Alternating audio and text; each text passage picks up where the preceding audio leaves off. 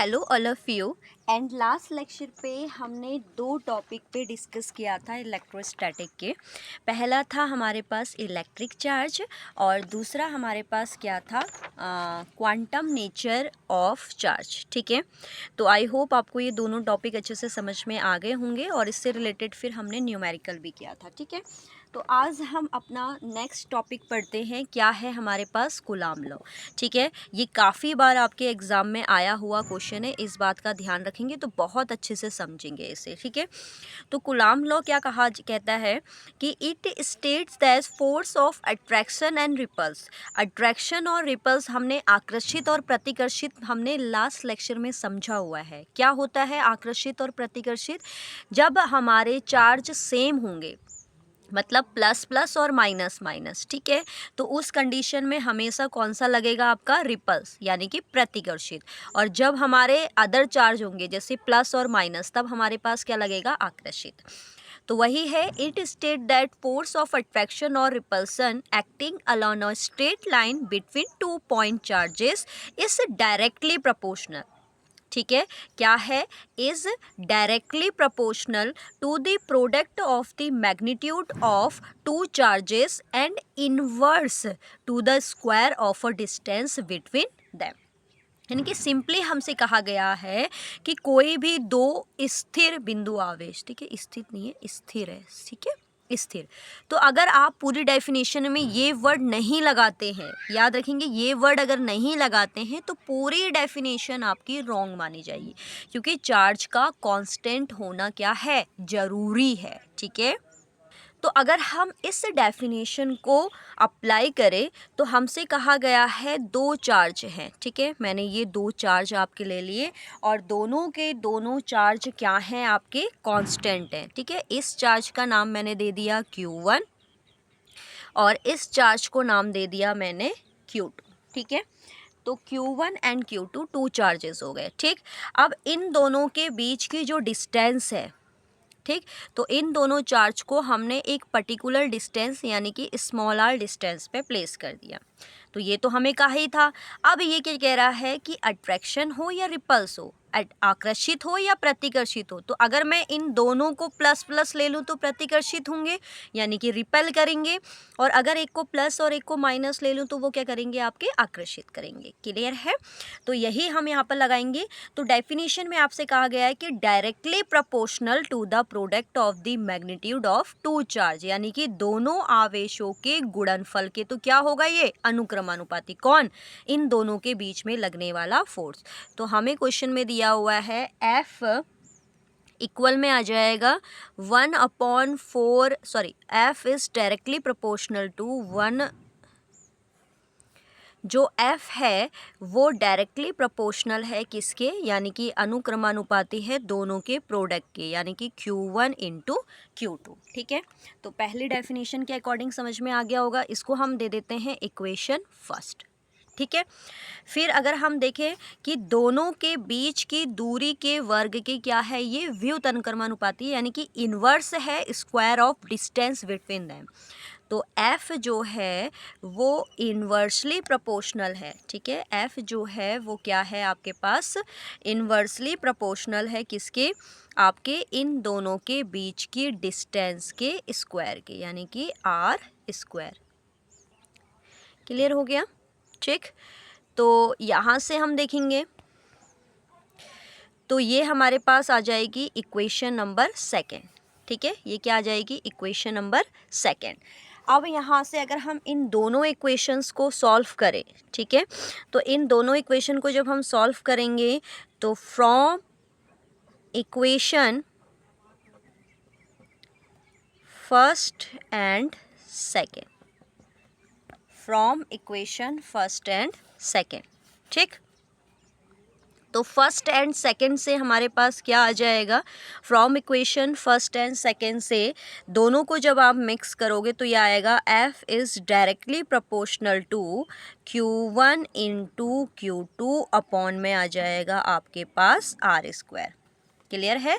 तो F की value क्या आ गई, Q1 इंटू Q2 अपॉन में R स्क्वायर, जब दोनों इक्वेशन को हमने क्या करा, मर्ज किया। ठीक है, फिर यहाँ पर क्या होता है ना, इस प्रपोर्शनल के साइन को हटाने के लिए एक कांस्टेंट यूज़ किया जाता है। ठीक है, और उस कांस्टेंट को इसने दिया है, गुलाम ने क्या बोला है, 1/4 पाई एप्सिलॉन नॉट। ठीक है, इसको ऐसे ही आप डिनोट करेंगे, 1/4 pi epsilon not Q1 Q2 upon में R स्क्वायर। तो फाइनली जो कुलाम्स का लॉ है वो क्या है कि किन्हीं दो बिंदु आवेश, यानी कोई भी टू चार्जेस हैं तो उन दो चार्जेस के बीच में लगने वाला जो अट्रैक्टिव एंड रिपेलिंग फोर्स होगा वो ऑलवेज किसके इक्वल होगा हमारे पास, 1/4 pi epsilon not Q1 Q2 over R square. ठीक है, तो आई होप आपको ये आपका फोर्स समझ में आया होगा। अब यहाँ पर अगर हम देखें तो ये जो कांस्टेंट हमने यूज़ किया, अभी क्या कांस्टेंट यूज़ किया, 1/4 पाई एप्सिलॉन नॉट, तो इसकी जो कांस्टेंट वैल्यू होती है वो होती है हमारे पास क्या, 9 इंटू 10 की पावर 9। याद रखना, इसकी जो कांस्टेंट वैल्यू है वो है 9 इंटू 10 की पावर 9 न्यूटन मीटर स्क्वायर पर कूलम स्क्वायर। तो ये याद रखना, ये आपकी वैल्यूज़ बहुत ज़्यादा इंपॉर्टेंट है क्योंकि न्यूमेरिकल्स में काम आएगी। अब यहाँ पर क्या है कि जो एप्सिलॉन नॉट है, जिसे हम क्या बोलते हैं, विद्युतशीलता बोलते हैं। ठीक है, क्या बोला जाता है इसे, विद्युतशीलता। तो इस विद्युतशीलता की भी अपनी एक पर्टिकुलर वैल्यू होती है, याद रखेंगे। तो एप्सिलॉन नॉट की जो वैल्यू होती है वो कितनी होती है हमारे पास, 8.85 इंटू 10 की पावर -12, और यही हमारे पास रिवर्स हो जाता है coulomb square newton metre square. ये यूनिट निकालनी मैंने सिखाई हुई है फर्स्ट ईयर में आपको बहुत अच्छे तरीके से। ठीक है, तो नेक्स्ट लेक्चर में हम इसकी यूनिट निकालना सिखा देंगे आपको। तो आई होप आपको ये समझ में आ गया होगा कूलम्स लॉ। तो बहुत ज़्यादा आपके पास इंपॉर्टेंट है और इससे कई टाइप्स के क्वेश्चंस भी आपके बनते हैं। तो कूलम्स लॉ हमसे ये कहता है कि कोई भी अगर आपके पास दो चार्जेस है तो उनके बीच में जो अट्रैक्टिव एंड रिपेलिंग फोर्स काम करेगा, आकर्षित और प्रतिकर्षित। अब मैं दोनों वर्ड यूज़ क्यों कर रही हूँ यहाँ पर, क्योंकि हमें नहीं पता है ना, अगर ये दोनों प्लस हो गए तब हमें क्या बोलना पड़ेगा कि प्रतिकर्षित करेंगे यानी कि रिपेल करेंगे, और अगर दोनों सेम हो गए तो इसका मतलब हमें क्या बोलना पड़ेगा कि आकर्षित करेंगे यानी कि अट्रैक्ट करेंगे। तो इसलिए हम डेफिनेशन में दोनों लेते हैं, आकर्षण भी और प्रतिकर्षण भी, यानी कि अट्रैक्टिव भी और रिपल भी। ठीक है, इसके बाद हमने ये देखा कि दोनों चार्जेस के तो क्या होता है, ये प्रोडक्ट के डायरेक्टली प्रोपोर्शनल होता है और इन्वर्सली प्रोपोर्शनल होता है दोनों के डिस्टेंस के स्क्वायर के।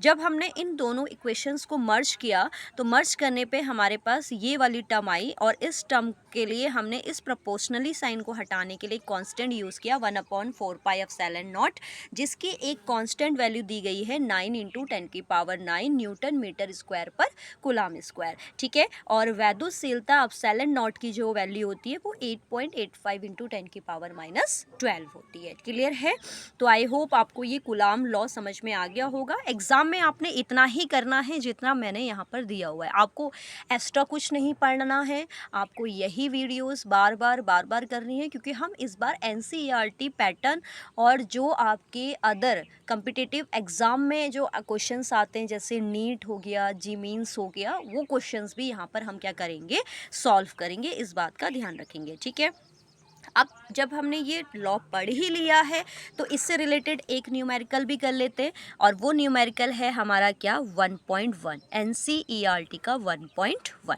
अब ये CBSE वाले और जो ICI बोर्ड वाले हैं वो ये ना सोचें कि ये न्यूमेरिकल NCERT है तो हमारे एग्ज़ाम में नहीं आएंगे। तो बेटा यहाँ पर सिर्फ नाम है NCERT का, लेकिन ये न्यूमेरिकल आपके बार एग्ज़ाम में आए हुए भी न्यूमेरिकल हैं, जी मेंस में, या ये आप कोई भी पेपर उठा के देख लीजिए, आपको ये न्यूमेरिकल कहीं ना कहीं मिल जाएंगे। ठीक है, तो आपके लिए भी ये इम्पॉर्टेंट है। ठीक, तो अब बढ़ते हैं हम अपने क्वेश्चन में सबसे पहले हम इसकी लैंग्वेज को समझते हैं कि कहा क्या जा रहा है। तो क्या कहा जा रहा है, two small charged ball placed in air at a distance of 30 centimetre. तो मैंने आपको लास्ट लेक्चर में बताया था कि हमेशा जो गिवन वैल्यू है पहले उसका चार्ट बनाइए। तो यहाँ पर हमारे पास आर की जो वैल्यू है वो कितनी आ गई है, 30 सेंटीमीटर। क्लियर है। इसके बाद क्या कहा गया है, from each other have 2 into 10 की पावर -7 कूलाम एंड 3 इंटू 10 की power -7 coulomb. It means two charges की वैल्यू भी आपको गिवन करा दी। इट मीन्स Q1 की वैल्यू हो गई 2 इंटू 10 की पावर -7 कूलाम एंड Q2 की वैल्यू हो गई आपके पास 3 इंटू 10 की पावर -7 कूलाम। न्यूमेरिकल को मैं एक ही लैंग्वेज में बोल रही हूँ क्योंकि बेसिकली आपको समझ में आ रहा होगा। डिस्टेंस मतलब दूरी, दूरी आपको ये दी है। आवेश चार्ज मतलब कूलाम में आपकी चार्ज की यूनिट होती है, तो कूलाम यानी कि हमारे पास ये हो गया। ठीक है। अब पूछा क्या है आपके पास, what is the force between them, इन दोनों के बीच में कितना फोर्स अप्लाई होगा। इट मीन्स एफ की वैल्यू आपको फाइंड करनी है। तो देखो गिवन डाटा से ही हमें पता चल गया। क्या पता चला गिवन डाटा से हमें ये पता चला कि हम कौन सा फॉर्मूला अप्लाई कर सकते हैं। अब देखो हमें डिस्टेंस मिल गई, दोनों चार्जेस मिल गए, फोर्स निकालना है। तो हमें पता है टू चार्जेस के बीच में फोर्स क्या लगता है आपके पास, कूलाम फोर्स हम अप्लाई करते हैं। तो कूलाम फोर्स को हम अप्लाई करेंगे यहाँ पर और इसका आंसर हम फाइंड आउट करेंगे। लेकिन यहाँ पर याद रखिएगा, हमेशा यहाँ पर मैं नोट करके डाल रही हूँ, हमेशा याद रखना जो डिस्टेंस आप मेज़र करोगे वो ऑलवेज किस में होनी चाहिए, मीटर में। तो सबसे पहले आपका टारगेट रहेगा कि आप इस 30 सेंटीमीटर को किसको में चेंज करो, मीटर में। तो कितना आएगा, 30 इंटू 10 की पावर -2 मीटर। अब बहुत से बच्चे कहेंगे कि 10 की पावर -2 मीटर कैसे आया, जिसका बेस क्लियर नहीं होगा। तो इसको भी मैं आपको बता देती हूँ, क्योंकि हर चैप्टर में आपको डिस्टेंस ऑलवेज सेंटीमीटर में गिवन होगी, आपको उसको मीटर में काउंट करना होगा। ठीक है। तो आपने तो ये पढ़ा हुआ है, क्या पढ़ा है, 1 सेंटीमीटर में कितने मीटर्स होते हैं, 1/100 मीटर, क्योंकि ये आपने पढ़ा हुआ है 1 मीटर इक्वल्स टू 100 सेंटीमीटर। तो हम 1 सेंटीमीटर इक्वल्स टू 1/100 मीटर। तो यहाँ से हमारे पास अगर मैं 1 सेंटीमीटर को देखूँ तो ये आपके पास, इसको मैं क्या लिख सकती हूँ, 10 की पावर 2 मीटर। और ये जब हमारे पास न्यूमीटर में जाएगा तो 10 की पावर -2 मीटर। तो आपको पता चला 1 सेंटीमीटर में कितने आपके मीटर होते हैं, 10 की पावर -2 मीटर। क्लियर है। तो इस बेस पे अगर हम देखें यहाँ पर, तो यहाँ से हम फॉर्मूला अगर अप्लाई करें तो अभी हमने पढ़ा है कि F इक्वल में क्या होता है हमारे पास, 1/4 पाई एप्सिलॉन नॉट। ठीक है, 1/4 pi epsilon not Q1 Q2 over में आर स्क्वायर। क्या होता है formula, 1/4 pi epsilon not Q1 Q2 over में आर स्क्वायर। तो यहाँ से F इक्वल में 1/4 पाई एप्सिलॉन नॉट की वैल्यू क्या होती है हमारे पास, 9 इंटू 10 की पावर 9। ठीक है, इंटू Q1 की वैल्यू क्या होती है हमारे पास, क्या गिवन है, 2 इंटू 10 की पावर -7 एंड Q2 की है 3 इंटू 10 की पावर -7। तो Q1 की वैल्यू हमारे पास आ जाएगी कितनी, 2 इंटू 10 की पावर -7 और ये हो जाएगा 3 इंटू 10 की पावर -7 अपॉन में आर स्क्वायर। आर की वैल्यू कितनी है आपके पास, 30 इंटू 10 की पावर -2 का होल स्क्वायर। तो यहाँ से F इक्वल में कितना आएगा, 9 2 जा 18। ठीक है, तो 18 इंटू 3। अब इसको हम सॉल्व करेंगे। ये देखिए 10 की पावर यहाँ आपके पास 9 है और ये क्या है आपके पास, -7 इट मीन्स माइनस का 14। क्लियर।